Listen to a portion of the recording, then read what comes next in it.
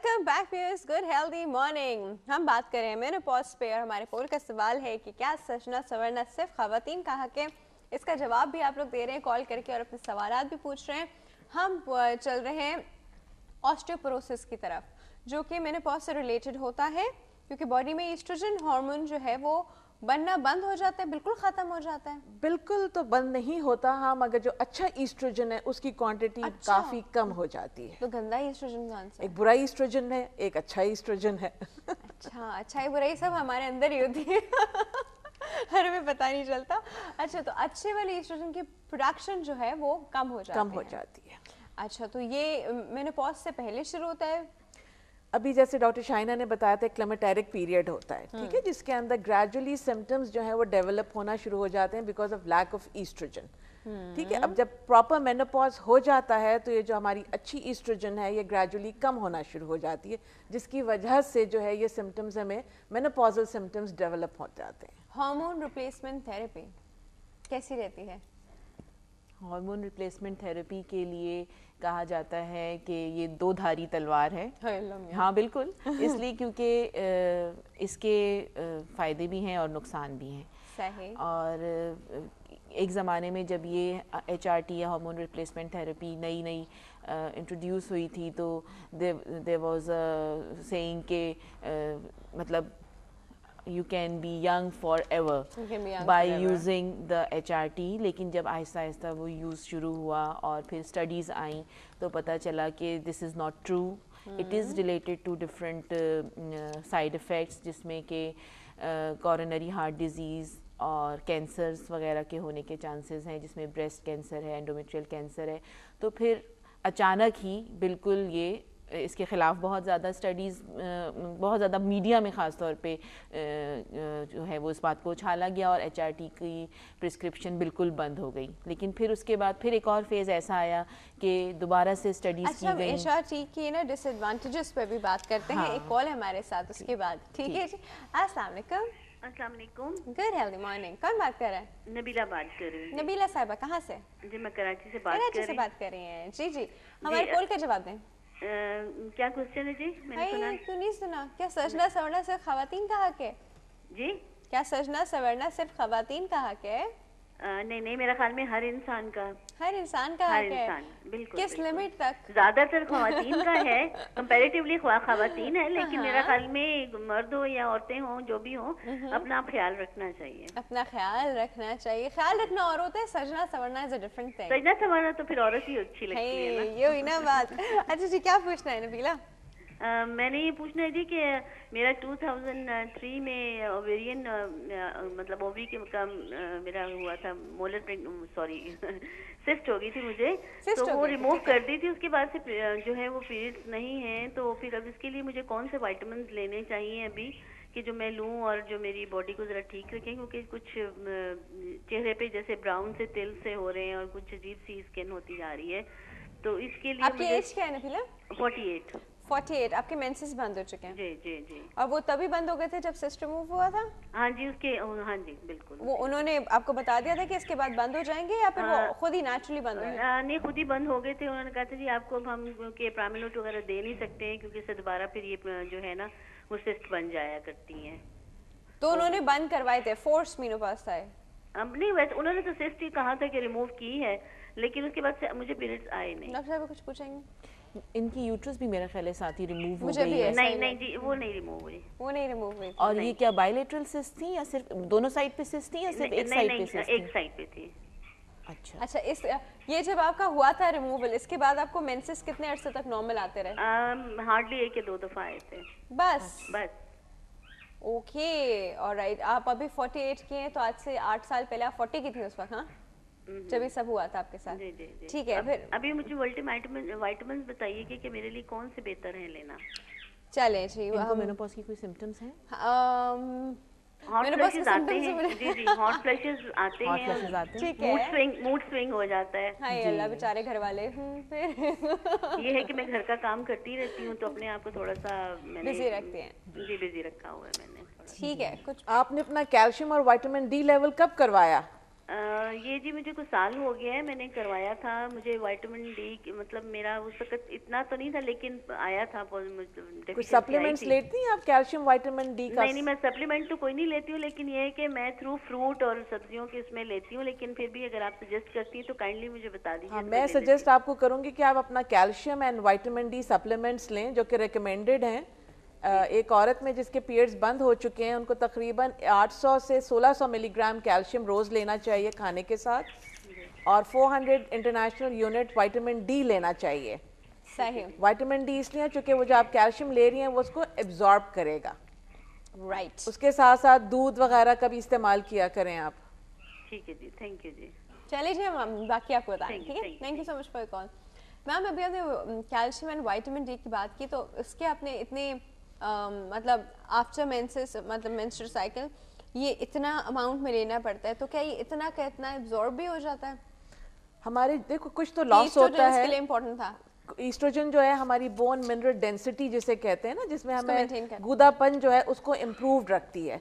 जैसे ही मेनोपॉज आता है बोन टर्नओवर ज्यादा हो जाती है, उसके अंदर बोन जो बन रही है वो कम हो जाती है, जिसकी वजह से हम कहते हैं ब्रिटल बोन, बोन आसानी से टूट सकती है। तो उसको इम्प्रूव रखने के लिए चाहे मेनोपॉज के बाद फ्रैक्चर का इंसिडेंस बढ़ जाता है, स्पेशली वर्टेब्रल फ्रैक्चर प्लस आपका neck of the femur fracture.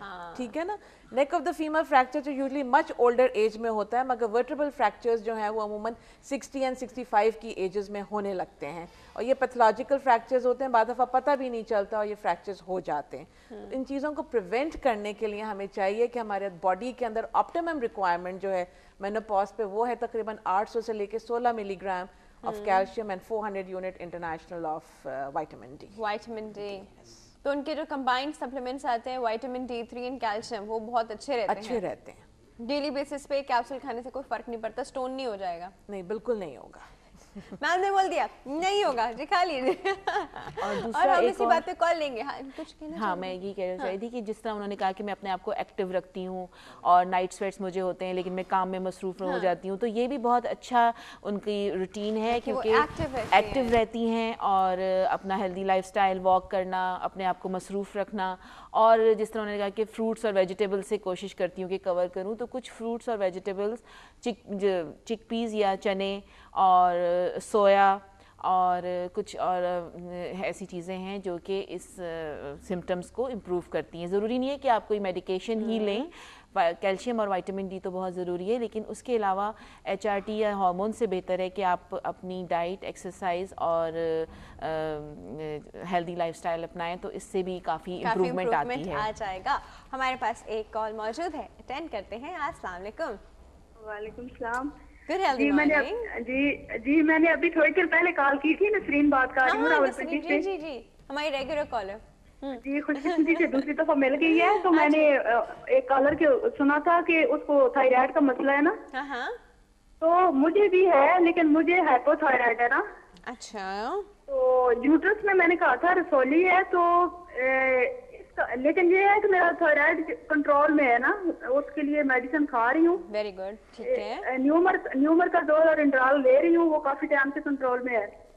तो फिर क्या उसकी वजह ये तो नहीं हो सकती, ये भी वजह हो सकती है पीरियड ज्यादा जो आते हैं मुझे। आपको हाइपो है? जी मुझे हाइपो है और मेरा वेट है 65। नहीं, हाइपो कह रही है। नहीं, ये हाइपर है। जो दवाइयाँ दी जा रही हैं हाँ, वो हाइपर थायराइडिज्म में दी जाती हैं। आपको हाइपर की दवाइयाँ दी जा रही हैं कि आपका ज्यादा है, थायराइड कम नहीं है। अच्छा, कहाँ गई? हाँ, ये दवाइयाँ आपको बताइए। स्कैन वगैरह स्कैन भी हुआ है मेरा, और डॉक्टर ने ऑपरेट करने को कहा था कि कंट्रोल करके इसको करवा लें। तो हाइपर ही है जी। और हाँ, आपको हाइपर है, इस वजह से ही आपकी शायद हेवी ब्लीडिंग होती है। ठीक है जी। अच्छा, बाकी अच्छा तो वो ना जो उसका साइज है ना यूट्रस में जो रसोली है 12.8 और 5.6, ये शायद 2 है।